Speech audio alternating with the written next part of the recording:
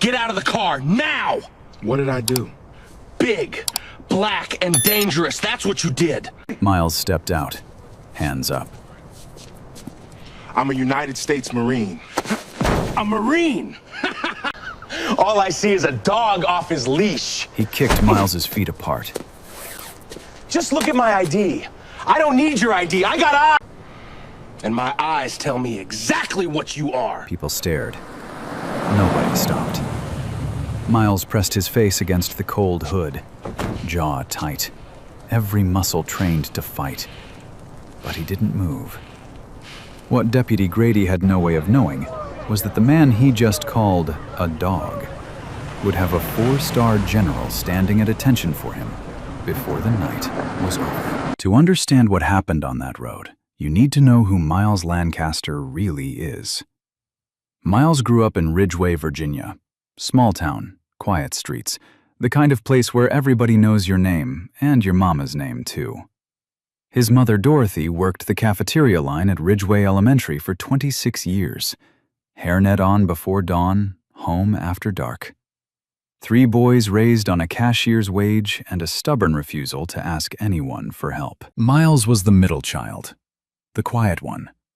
While his older brother chased trouble and his younger brother chased girls, Miles chased structure. He wanted rules. He wanted purpose.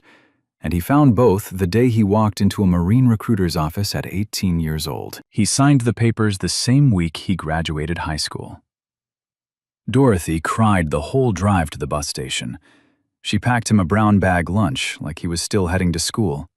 Turkey sandwich, apple, a napkin with "I'm proud of you" written in her handwriting.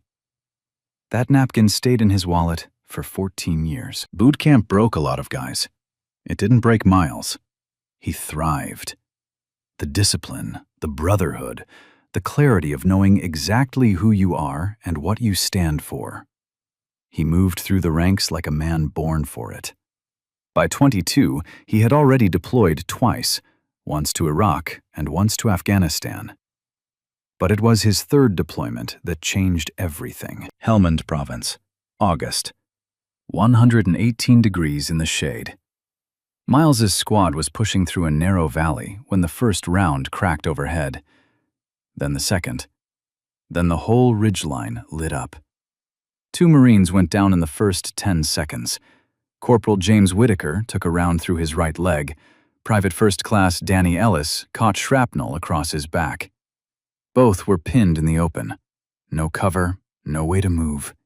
Enemy fire pouring in from 3 directions. Every man in that unit knew the math. Going out there meant dying. Miles went anyway. He sprinted 400 meters of open ground, bullets kicking up dirt at his feet. He grabbed Whitaker first, 220 pounds of dead weight, and dragged him to cover behind a crumbled wall. Then he went back, through the same kill zone, under the same fire, and pulled Ellis out too. But he wasn't done. While the rest of the squad laid down suppressive fire, Miles flanked the ridgeline alone. He moved through the rocks like a ghost, took out the enemy position with precision that his commanding officer later called the most extraordinary act of combat I have witnessed in 30 years of service. For that, Miles Lancaster received the Medal of Honor. The ceremony was at the White House. The president placed the pale blue ribbon around his neck while Dorothy stood in the front row, crying into the same hands that had packed that brown bag lunch years ago. A 4-star general, Raymond Caldwell, commanding general of Marine Forces Command, was the one who pinned Miles's medal. After the ceremony, Caldwell pulled him aside and said 5 words Miles never forgot. "You're the best of us." From that day on, Caldwell became more than a general. He became a mentor. A phone call on every birthday, a handwritten letter after every promotion. The kind of bond that only forms when one man watches another run into certain death and come back alive. Miles served 3 more years after the medal. Then he retired. Not because he was tired of the Corps, but because he felt a pull towards something else. The kids back in Ridgeway. The ones growing up the way he did. No father, not much money, and a world that had already decided what they were before they had a chance to show it. So he started volunteering.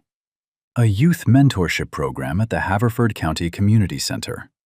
Every Tuesday and Thursday, he stood in front of a room of teenagers and taught them discipline, respect, and how to believe in themselves when nobody else did. That Friday evening, Miles had just finished a session with the kids.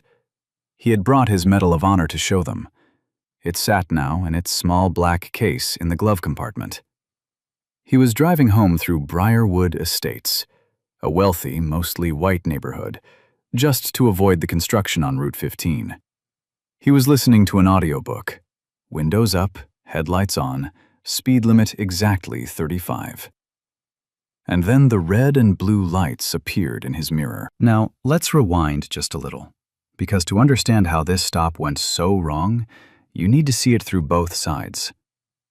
Deputy Russell Grady had been with the Haverford County Sheriff's Department for 15 years, 41 years old, stocky build, buzz cut that hadn't changed since the academy, and a reputation that depended on who you asked. To the residents of Briarwood Estates, Grady was the guy who kept things safe.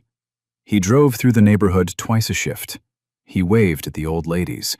He parked his cruiser at the entrance so people could sleep easy at night. To the department's internal affairs office, Grady was a different story. 3 excessive force complaints in 7 years, every single one dismissed without external review. A pattern that anyone paying attention should have caught, but nobody was paying attention. Because Grady's supervisor, Sheriff Tom Whitfield, believed in one thing above all else: results. And Grady got results. Or at least that's what the numbers said. What the numbers didn't say was how he got them. Grady had a method. He called it instinct. Other people had a different word for it. He'd cruise neighborhoods after dark, watching for anything that felt off. And more often than not, what felt off to Russell Grady was a black or brown face in a place he didn't think it belonged. He never wrote that down, of course. On paper, it was always something else: a broken taillight, a suspicious lane change, a vehicle matching a description. Tonight, the excuse was even thinner than usual. Briarwood Estates had been dealing with a string of car break-ins over the past 2 weeks. Residents were rattled. The neighborhood Facebook group was on fire with posts about suspicious strangers and demands for more patrols. Sheriff Whitfield told Grady to increase his presence in the area. So when Grady saw a black Ford F-150 entering Briarwood from the South Access Road at dusk, driven by a black man in a gray hoodie, his radio was in his hand before his brain finished the thought. "I got a visual on a suspicious vehicle," Grady said into the receiver. "Black male, dark truck, entering Briarwood from the south. Let's light him up." On the other end of that radio was Deputy Kevin Holt, 27 years old, 2 years on the force, lean build, nervous energy that he tried to hide by mimicking Grady's swagger. Holt had been paired with Grady for 6 months now, and in that time he'd learned one unspoken rule: don't question Russ. Holt pulled his cruiser behind Grady's. The 2 vehicles boxed in the black truck. Lights flashing, sirens off, the kind of stop that looks routine from the outside. But nothing about this was routine. Miles saw the lights in his rearview mirror. He didn't panic. He didn't speed up. He did what 14 years of military training had drilled into him. He controlled the situation by controlling himself. He pulled over to the right, turned off the engine, turned on the interior light so the officer could see inside the cab, placed both hands on the steering wheel at 10 and 2, and waited. His heart rate didn't even change. He had been in ambushes in Helmand Province. A traffic stop in Virginia wasn't going to rattle him. Grady approached from the driver's side. Holt hung back on the passenger's side, flashlight sweeping the interior of the truck through the window. Standard positioning. But Grady's hand was already on his holster. Not standard. Grady didn't introduce himself, didn't state his name, didn't state the reason for the stop. He just shined his flashlight directly into Miles's face and held it there. The light was blinding. Miles squinted but didn't raise a hand to block it. He knew better. "License and registration," Grady said. "No, sir. No good evening. Just a command." "Yes, officer," Miles said. "I'm going to reach into my back pocket for my wallet. Slowly." "You bet you will." Slowly. Miles pulled out his wallet, extracted his Virginia driver's license and his registration from the visor above, handed both through the window. Grady looked at the license, looked at Miles, looked back at the license. He held it under his flashlight like he was searching for a forgery. Everything was clean. Miles Lancaster, age 34, Ridgeway, Virginia. No warrants, no priors. The registration matched the truck. The truck matched the plates. There was nothing here. Any reasonable officer would have handed the documents back and said, "Have a good night." Grady did not hand them back. "Miles Lancaster," he read out loud, like the name was a joke. "So what are you doing in Briarwood, Miles?" "Taking a shortcut, officer. The construction on Route 15. "A shortcut." Grady cut him off. He leaned into the window frame. Miles could smell coffee and chewing tobacco on his breath. Through Briarwood, after dark, in a hoodie. Miles said nothing to that, because there was nothing to say. The implication was clear, and responding to it would only make things worse. Grady held the silence for a long moment. Then he keyed his radio and called dispatch to run the plates. The response came back in under a minute. Clean. Registered owner, Miles Lancaster. No stolen vehicle reports. No flags. Grady stared at the radio like it had betrayed him. Holt appeared at the passenger window. He tapped the glass lightly. "Plates are clean, Russ. Registration matches. We good?" Grady didn't look at him. He was still staring at Miles. The flashlight hadn't moved from his face. "No," Grady said quietly. "We're not good." He straightened up, adjusted his belt. Then he said the words that turned a bad stop into a disaster. "Step out of the vehicle." Miles's hands were still on the wheel. "Officer, may I ask why? My documents are in order. I haven't committed a violation." "You're being asked to exit the vehicle as part of an active investigation. Step out. Now." "What investigation, sir?" Grady leaned back in, close enough that Miles could feel the heat off his skin. "You want to play lawyer with me, boy? I said get out." Miles took a slow breath. In through the nose, out through the mouth. A technique he had taught himself in a foxhole in Fallujah when mortar rounds were landing 50 meters away and panic meant death. He opened the door, stepped out slowly, hands visible at all times. The evening air hit his skin. Cool for October. Somewhere down the street, a dog barked once, then went quiet. The red and blue lights from both cruisers splashed across the manicured lawns of Briarwood Estates like paint thrown at a clean wall. Grady pointed to the hood of the truck. "Hands on the hood. Spread your feet." Miles complied. The metal was still warm from the engine. He placed his palms flat, felt the heat seep into his fingers. A silver Lexus rolled past slowly. An elderly white couple inside. The woman in the passenger seat craned her neck to look. The man driving stared straight ahead. They didn't stop. Grady waved them along without looking. "Nothing to see here, folks. Routine stop."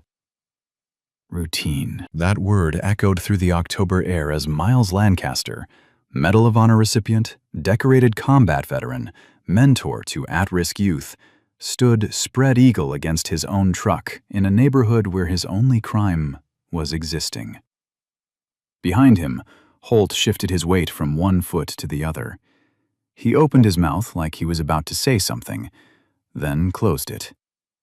And this was just the beginning. What happened next took less than 15 minutes. But for Miles Lancaster, standing against that truck with his palms flat on the hood, It felt like an eternity. Grady circled behind him slowly, boots crunching on the gravel shoulder, taking his time, the way a man does when he knows he has all the power and wants you to feel it. "So here's what I think," Grady said. His voice was casual, almost friendly. That was the worst part. "I think you're not taking a shortcut. I think you're scouting. We've had break-ins all over this neighborhood the past 2 weeks, and then you show up. Big guy, dark truck, after dark, wearing a hoodie." "I'm driving home from a community center," Miles said. "I volunteer there. I work with kids." "You work with kids?" Grady repeated it like it was the most ridiculous thing he'd ever heard. "Doing what? Teaching them how to case houses?" Miles didn't respond. He stared at the hood of his truck, at the reflection of the red and blue lights rippling across the black paint. He focused on his breathing. Steady. Controlled. Grady leaned in close behind him. "I'm going to search your vehicle." "On what grounds, officer?" "I smell marijuana." There it was. The oldest trick in the playbook. 3 words that gave a cop permission to tear apart your entire life without a warrant, without evidence, without anything except his own word against yours. "There is no marijuana in my vehicle," Miles said. "I don't use drugs. I never have." "Well, my nose says different, and last time I checked, my nose has a badge." Grady walked to the truck and started his search. He wasn't looking for anything. That was obvious from the way he moved. He wasn't careful. He wasn't systematic. He was making a mess on purpose. He pulled Miles's gym bag from behind the seat and threw it onto the road. The zipper burst open. A towel, a water bottle, and a change of clothes spilled across the asphalt. Grady stepped on the shirt as he walked past it. He grabbed Miles's jacket from the passenger seat and tossed it into the dirt, rifled through the center console, threw a phone charger and a pack of gum on the floor, opened the back seat storage and dumped a box of supplies, markers, name tags, printed worksheets from the youth mentorship program, across the back seat like they were garbage. Miles watched over his shoulder. Every item that hit the ground was something he had packed that morning with care. Every toss, every throw, every careless slam was a message. You don't matter. Your things don't matter. You are nothing. Holt stood beside Miles, silent, his flashlight pointed at the ground. After a long pause, he spoke quietly, almost a whisper. "So, Marine, huh? What unit?" Miles glanced at him. 2nd Battalion, 6th Marines. "How many deployments?" 4. 2 Iraq, 2 Afghanistan. Holt nodded slowly, his lips pressed together like he wanted to say something else, something bigger. But the words didn't come. Inside the truck, Grady had reached the glove compartment. He popped it open, pulled out the vehicle manual, a small flashlight, a tire pressure gauge, and then a small black case, about the size of a hardcover book, heavier than it looked. Grady held it up, turned it over in his hands, then flipped it open. Inside, resting on a bed of dark blue velvet, was the Medal of Honor. A 5-pointed gold star hanging from a pale blue ribbon with 13 white stars. The most sacred military decoration in the United States of America. Fewer than 3,500 people in the entire history of the nation have ever received it. Grady stared at it. He didn't recognize it. He had no idea what he was holding. "What the hell is this?" Miles turned his head, saw the case in Grady's hand, and for the first time that night, something shifted behind his eyes. Not anger. Something deeper. Something that lived in the place where a man keeps the things he would die for. "That is the Medal of Honor, Deputy. It was presented to me by the President of the United States." Grady looked at the medal, looked at Miles, then back at the medal, and laughed. The president, right. He held the case up toward Holt.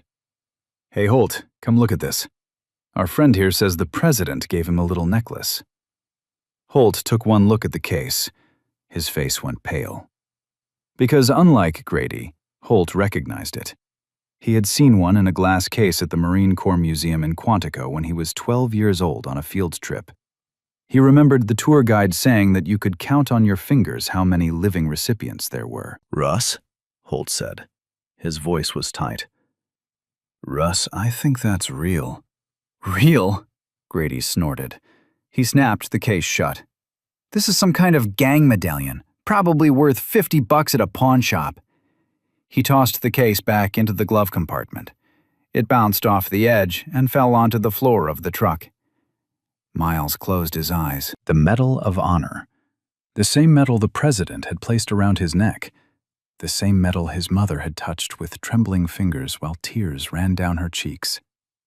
The same medal that represented the two men he carried through gunfire and the enemy position he destroyed alone. Tossed into the footwell of his truck like a piece of junk. Grady walked back to Miles, got right in his face, so close that Miles could count the broken blood vessels in the whites of his eyes. Here's what I think.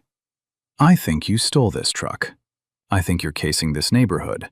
And I think that medal is as fake as your little Marine story. I would like to speak with your supervisor. You're looking at him. I'm the senior officer on shift tonight, so whatever you think is going to save you, it's not coming. Grady grabbed Miles's arm, twisted it behind his back, shoved him harder against the truck. Miles's cheek hit the metal. Stop resisting, Grady barked. Miles wasn't resisting. His body was completely still. His arms were limp. His legs were steady. There was no resistance. But Grady needed that word for the report he was already writing in his head. Russ, Holt stepped forward. He's not resisting. He's not doing anything. Maybe we should just cuff him. Holt froze. I said cuff him, Holt, now. Holt's hands were shaking. He pulled his handcuffs from his belt, stepped forward, looked at Miles. Miles met his eyes. Didn't say a word. Didn't plead. Didn't beg. Just looked at him with the kind of stillness that only comes from a man who has faced real death and survived. The cuffs clicked around his wrists, cold steel against warm skin. Grady grabbed Miles by the shoulder and walked him to the back of the cruiser, opened the door, pushed his head down. Miles sat in the back seat. The plastic bench was hard. The cage separating the front from the back smelled like sweat and disinfectant. Grady slammed the door shut. Through the window, Miles could see his truck. The door still open, his belongings scattered across the road, the gym bag in the dirt, the worksheets from the kids' program blowing gently in the evening breeze. He looked down at his wrists, at the handcuffs. He had worn these hands raw, pulling 2 Marines out of a kill zone, and now they were locked in steel in the back of a police car in his own country. Grady leaned against his cruiser and started writing up the charges: resisting arrest, suspicious activity, possession of a suspected stolen item. All of it fabricated. Every single word. But here's the thing. The worst night of Deputy Grady's life hadn't even started yet. Because Miles Lancaster still had one phone call, and the number he was about to dial was going to bring something to that station that Russell Grady could never talk his way out of. At the Haverford County Sheriff's Station, Miles Lancaster sat on a metal bench inside a holding cell. His wrists were red from the cuffs. The fluorescent lights above buzzed with a faint, constant hum that drilled into the silence. A deputy he hadn't seen before slid a phone across the counter. You get one call. Miles picked up the phone. He didn't dial a lawyer. He didn't dial his mother. He scrolled to a contact saved under a single word. General. The line rang twice. Lancaster. The voice on the other end was deep, measured, the kind of voice that had commanded thousands of Marines across 3 decades of service. Sir, I'm at the Haverford County Sheriff's Station. I've been arrested. A pause. 3 full seconds of silence. When you've known a man like Raymond Caldwell long enough, you learn that his silences say more than most people's speeches. Arrested for what? Driving through a white neighborhood, sir. They searched my truck without cause. They found the medal. Called it a gang medallion. I've been charged with resisting arrest and suspicious activity. Neither happened. Another silence. Longer this time. Miles could hear Caldwell breathing through his nose. Slow. Controlled. The way a man breathes when he is containing something enormous. Don't say another word to anyone. Not one word. I'm on my way. The line went dead. Lieutenant General Raymond Caldwell, 4 stars, Commanding General of Marine Forces Command, based at Naval Station Norfolk, was 90 minutes away. But tonight he happened to be closer. He had attended a veterans fundraiser in Charlottesville that evening. He was already in the car heading back to Norfolk. Haverford County was barely 45 minutes from his current location. He told his driver to turn around. Back at the station, time moved like cold honey. Miles sat in the holding cell with his hands on his knees. He didn't speak, didn't ask for water, didn't complain. The deputies at the front desk kept glancing at him the way people glance at something they don't quite understand. Grady was at his desk filling out paperwork, confident, relaxed. He cracked a joke to another deputy about the Marine he picked up in Briarwood. Guy had some kind of fake medal in his glove box, probably got it off eBay. The deputy laughed. Holt, sitting 3 desks away, did not. 48 minutes later, headlights swept across the front windows of the station. A black government SUV pulled into the lot, then a second vehicle behind it. Both doors opened at the same time. General Raymond Caldwell stepped out. Full dress uniform, dark blue jacket with gold buttons, 4 silver stars gleaming on each shoulder, a chest full of ribbons, row after row of them, representing 40 years of service to the United States of America. His cover sat perfectly on his head. His shoes reflected the parking lot lights. 2 Marine aides flanked him, both in dress uniforms, both walking in perfect step. Caldwell pushed through the front door of the station like he owned the building. The glass rattled in the frame. The deputy at the front desk, a young woman who had been scrolling through her phone, looked up and froze. Her chair rolled backward and hit the wall. She stood so fast she nearly knocked over her coffee. Every head in the station turned. Grady looked up from his paperwork. The pen slipped from his fingers and rolled off the desk. He didn't pick it up. Caldwell didn't look at anyone, didn't speak to anyone. He walked straight toward the holding area. One of his aides stepped ahead and presented credentials to the desk sergeant. Lieutenant General Raymond Caldwell, United States Marine Corps. You are holding one of my Marines. Bring him out. Now. The desk sergeant didn't argue, didn't ask for paperwork, didn't verify a thing. He practically ran to the holding cell. Miles was brought out 30 seconds later, still in handcuffs. Caldwell stopped walking. He looked at Miles's wrists, at the red marks where the cuffs had pressed into his skin for the past 2 hours. His jaw tightened. A vein pulsed at his temple. Then he looked at Miles's face. Miles stood straight, shoulders back. Even in handcuffs, he carried himself like what he was, a Marine. And then it happened. General Raymond Caldwell, 4-star general, one of the highest-ranking officers in the entire United States military, drew himself to full height, squared his shoulders, and raised his right hand to his brow. He saluted Miles Lancaster first. Now, for anyone who doesn't know, this is almost unheard of. A 4-star general does not salute a retired staff sergeant. It doesn't happen. Rank flows upward. Lower ranks salute higher ranks. That is how it works. Always. Except for one exception. The Medal of Honor. By sacred military tradition, every service member, regardless of rank, regardless of stars, regardless of anything, salutes a Medal of Honor recipient first. It is the highest gesture of respect in the armed forces. Generals have done it for privates. Admirals have done it for corporals. It is not about rank. It is about honor.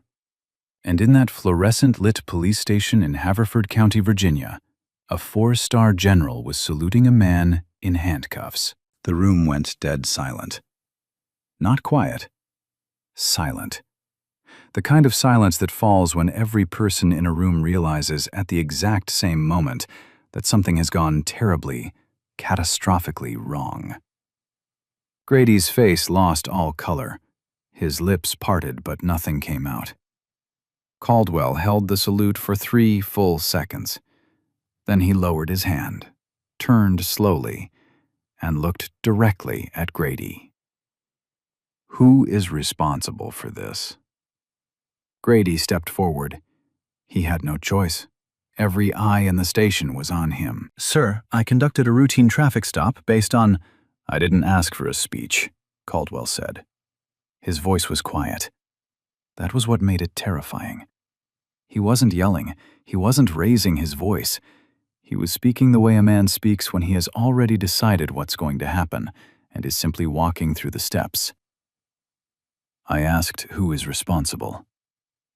I am, sir. Deputy Russell Grady. But if you'll let me explain— Explain. Caldwell repeated the word like he was tasting something rotten. You want to explain why a Medal of Honor recipient is standing in your station in handcuffs? There were break-ins in the neighborhood. He matched the— Matched what description? What description was broadcast? What dispatch call described a black male in a black Ford F-150? Grady opened his mouth. Closed it. Opened it again. Nothing came out. Because there was no description. There was no dispatch call. There was nothing except a black man driving through a white neighborhood. And everyone in that room now knew it. Caldwell turned to the desk sergeant.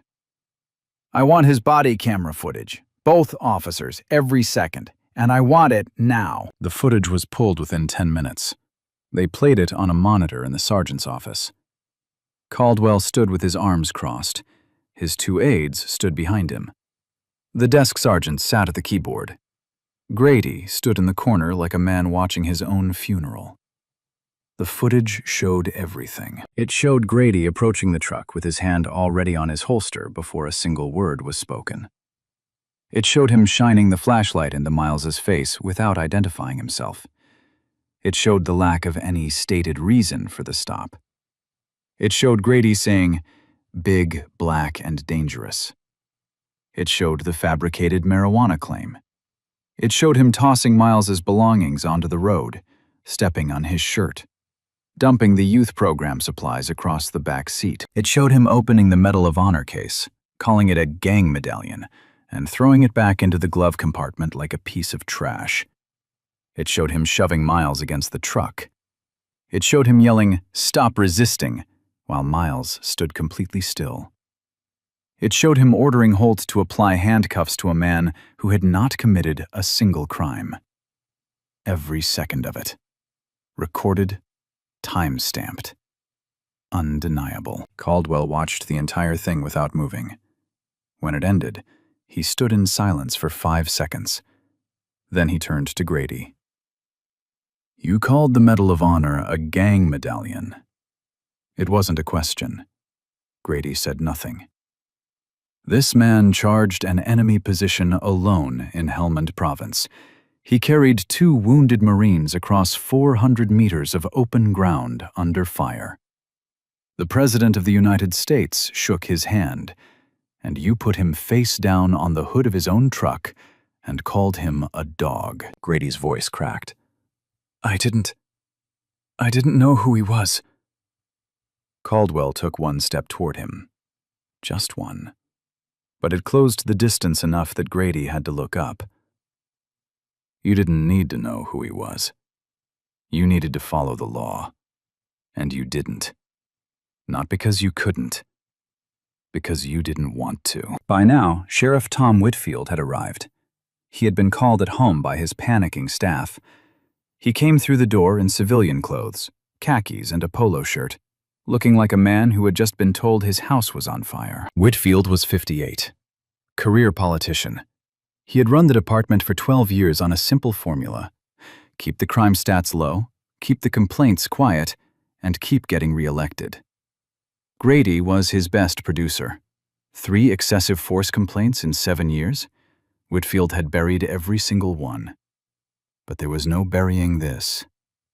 Whitfield looked at the footage, looked at Caldwell, looked at the 4 stars on his shoulders, and made the fastest decision of his career. Deputy Grady, you are suspended without pay, effective immediately, pending a full internal investigation. Turn in your badge and your weapon. Grady stared at him. Tom, come on, you know me. 15 years, badge, weapon. Now. Grady's hands trembled as he unclipped his badge from his belt. He set it on the desk, then his service weapon. The metal clinked against the wood like a period at the end of a sentence. Holt was suspended too. Caldwell noted, and the footage confirmed, that Holt had hesitated multiple times, that he had questioned Grady, that he had recognized the metal.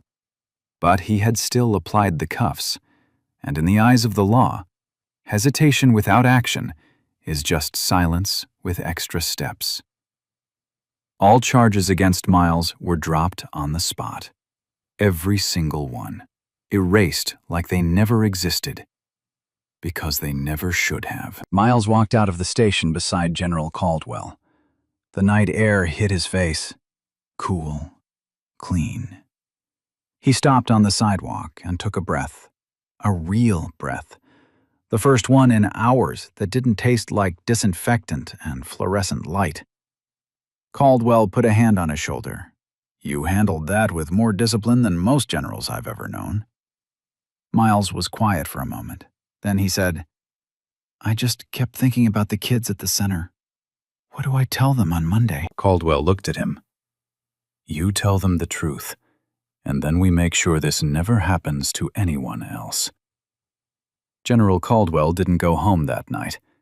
He went to work. By Sunday morning, before most people in Haverford County had finished their first cup of coffee, Caldwell had made 3 phone calls. The first was to the Marine Corps Inspector General. The second was to a contact at the Department of Justice Civil Rights Division. The third was to a military attorney at Naval Station Norfolk who specialized in civil rights cases. The wheels started turning before the sun came up. But it wasn't just the military machine that was moving. Someone inside the station, to this day no one knows who, copied the body camera footage and sent it to a journalist. Her name was Dana Prescott, 36 years old, investigative reporter for the Richmond Chronicle. She had spent her entire career covering police misconduct cases in Central Virginia, and she had learned to recognize a bombshell the moment it landed in her inbox. She watched the footage once, then again, then a third time. By the 4th viewing, she had already written her headline. The story broke Monday morning, front page, above the fold. The Richmond Chronicle ran it with a still frame from the body cam, Grady's hand pressing Miles's face against the hood of the truck. The headline read, Medal of Honor recipient arrested for driving through white neighborhood. By Monday afternoon, the story had been picked up by every major outlet in the country: CNN, MS, NBC, Fox News, The Washington Post, The New York Times. All of them running the same clip, all of them landing on the same moment. The gang medallion line. That was the one that broke the internet. A deputy sheriff holding the Medal of Honor, the highest military decoration in the United States, and calling it a gang medallion. Calling it a $50 pawn shop trinket. The clip played on loop across every cable news channel for 72 straight hours. Social media turned it into a wildfire. Hashtags trended for days. Veterans were furious. Military families were furious. Civil rights organizations were furious. Even people who had never thought twice about policing reform watched that clip and felt something shift inside their chest. By Wednesday, the Department of Justice had officially opened a federal investigation into the Haverford County Sheriff's Department, not just into Grady, into the entire department. And what they found was worse than anyone expected. Federal investigators pulled 18 months of traffic stop data from the department's records. They cross-referenced every stop with demographic information, dispatch logs, and body camera footage. The numbers told a story that no amount of excuses could explain away. Deputy Russell Grady had conducted 214 traffic stops in the past 18 months. Of those 214 stops, 167, 78%, involved Black or Latino drivers, in a county where the minority population was only 22%. But it wasn't just Grady. Investigators found that the 3 prior excessive force complaints against him had all been filed by Black men. All 3 had been dismissed internally by Sheriff Whitfield without an external review. In 2 of the cases, the complainants had been pressured by department staff to withdraw their complaints. In the 3rd, the paperwork had simply disappeared. Dashboard camera footage from other stops showed a pattern so consistent it was almost mechanical. The same language, the same tactics, the same fabricated justifications. Smelled marijuana, suspicious behavior, matched a description. The same words over and over, used on different people who had only one thing in common. 2 other deputies were implicated in covering for Grady's behavior. They had been present during stops where Grady used excessive force and had filed supporting reports that contradicted the camera footage. Both were placed on administrative leave. The investigation took 4 months. The indictment took 2 weeks after that. Deputy Russell Grady was arrested at his home on a Tuesday morning, 6:30 a.m. Federal marshals at his front door. Neighbors watching through their blinds as he was led to a black SUV in handcuffs, the same kind of handcuffs he had put on Miles Lancaster. The charges were severe. Deprivation of civil rights under color of law, a federal offense under 18 U.S.C. Section 242. Filing a false police report, unlawful search and seizure, assault. The trial lasted 9 days. Grady's defense attorney argued reasonable suspicion, the neighborhood break-ins, the increased patrols, the hoodie. He painted a picture of a dedicated officer making a split-second judgment call in a high-crime environment. The prosecution dismantled it in less than an hour. They showed the body cam footage. They showed the dispatch logs. No description matching Miles had ever been broadcast. They showed the traffic stop data. They showed the buried complaints. They showed that Grady had a pattern stretching back years, and that the system designed to catch it had looked the other way every single time. The jury deliberated for 3 hours. Guilty. All counts. Grady stood in the courtroom as the verdict was read. His wife sat in the gallery behind him. She was crying. Grady was not. He stared straight ahead with the expression of a man who still, even now, could not quite believe that consequences had finally found him. The sentence came 2 weeks later. 4 years in federal prison. A permanent ban from law enforcement anywhere in the United States. And a spot on a federal database that would follow him for the rest of his life. Sheriff Tom Whitfield resigned 3 days after the verdict. He held a press conference that lasted 4 minutes. He thanked the community for their support. He did not apologize. He did not mention Miles Lancaster by name. He walked away from the podium and never held public office again. The DOJ investigation named Whitfield as a systemic failure, a leader who prioritized statistics over civil rights and enabled a culture of unchecked racial profiling. He was not criminally charged, but he faced a civil lawsuit from Miles that would shadow him for years. Deputy Kevin Holt was not criminally charged. The footage showed his hesitation, his attempts to intervene. his recognition of the medal. But he was terminated from the department. In a public statement released through his attorney, Holt said 7 sentences that would be quoted in newspapers across the country. "I should have done more. I knew what was happening was wrong. I saw it. I heard it, and I didn't stop it. I told myself it wasn't my place, but it was. It was exactly my place. And I'll carry that failure for the rest of my life." Miles Lancaster filed a civil rights lawsuit against Haverford County. It was settled out of court for $2.8 million. He didn't keep most of it. He donated a third to expand the youth mentorship program at the community center. A third went into a scholarship fund named after his mother, the Dorothy Lancaster Future Leaders Scholarship, for first-generation college students from Ridgeway, Virginia. The rest he split between a veterans support organization and a legal defense fund for victims of police misconduct. 3 months after the settlement, Miles received a letter on congressional letterhead. He was being invited to testify before a House subcommittee on policing reform. He said yes. Miles sat at a long table in a wood-paneled hearing room in Washington, D.C. Cameras everywhere. Microphones everywhere. Members of Congress lined up behind raised desks like judges in a courtroom, and beside him, in full dress uniform with 4 stars on his shoulders, sat General Raymond Caldwell. Miles spoke for 12 minutes. No notes, no prepared statement. Just a man telling the truth in a calm, steady voice that had once called out orders under enemy fire. He told them about the stop, about the search, about the gang medallion, about sitting in a holding cell in handcuffs while a deputy joked about his medal at a desk 20 feet away. Then he said the line that would be replayed 10 million times. "I didn't need the Medal of Honor to deserve basic dignity. No one does.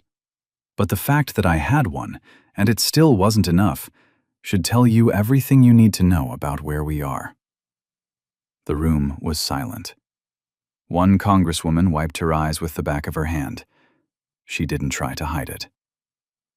So where are they now? Miles Lancaster still lives in Ridgeway, Virginia.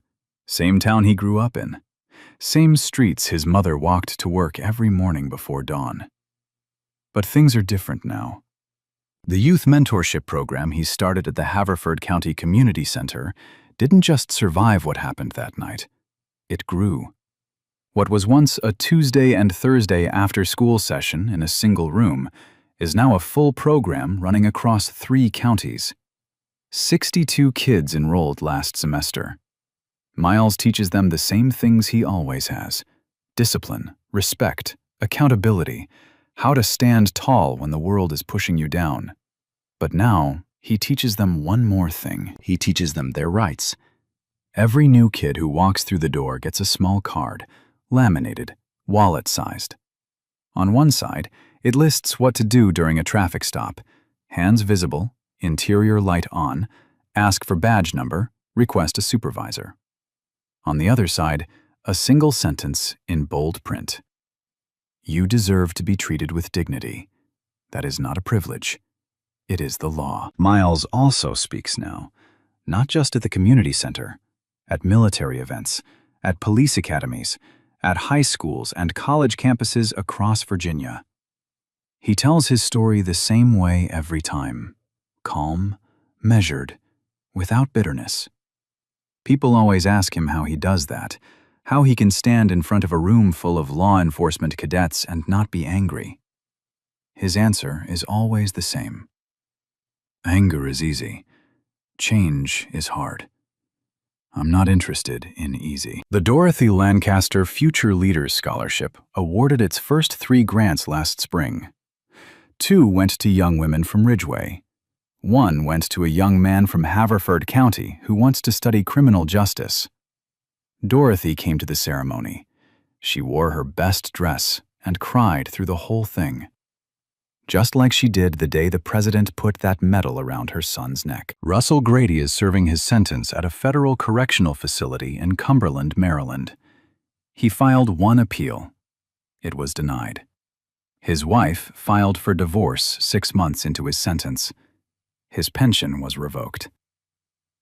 The name that once carried weight in Haverford County now carries something else entirely. He will be eligible for release in 3 years. But the federal database will follow him forever. He will never wear a badge again. He will never carry a service weapon again. He will never again have the power to stand over another human being and say, "I am the law." That power is gone, and it is not coming back. Kevin Holt left law enforcement the day he was terminated. He didn't fight it. He didn't give interviews. He disappeared from public life for almost a year. When he resurfaced, he was enrolled in a social work program at Virginia Commonwealth University. He graduated last May. Today, Holt works for a community policing nonprofit that trains officers on de-escalation, implicit bias, and intervention, the act of stepping in when a fellow officer crosses the line. He leads a workshop called The Cost of Silence. He opens every session the same way.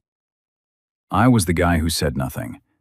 I want to make sure you're not." Sheriff Tom Whitfield's replacement was elected in a special election 4 months after his resignation. Her name is Angela Davis Moore. She is the first black sheriff in Haverford County history. On her first day, she implemented 3 changes: mandatory body camera activation with no override, an independent civilian oversight board with subpoena power, and a zero-tolerance policy for racial profiling with automatic external review of all complaints. General Raymond Caldwell retired the following year, 41 years of service. At his retirement ceremony, he stood before a room full of Marines and said the words that would become the most shared quote from this entire story. "The bravest thing I ever saw wasn't on a battlefield. It was a man in handcuffs who kept his dignity when the people sworn to protect him tried to take it away."